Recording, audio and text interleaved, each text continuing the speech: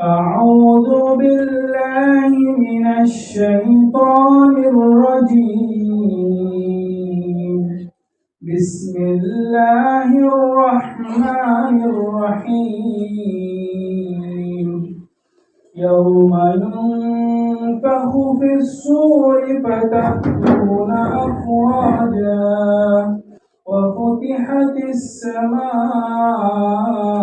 فكانت أبوابا وسيرت الجبال فكانت سرابا إن جهنم كانت مرصادا للطاغين مآبا لابثين فيها أحقابا لا يذوقون فيها بردا ولا شرابا إلا حميما وغساقا।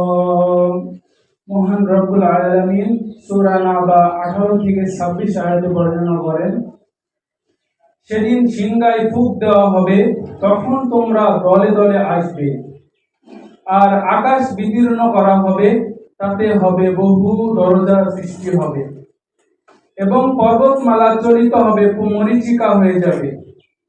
নিশ্চয় জাহান্নাম ওত পেতে প্রতীক্ষায় থাকবে।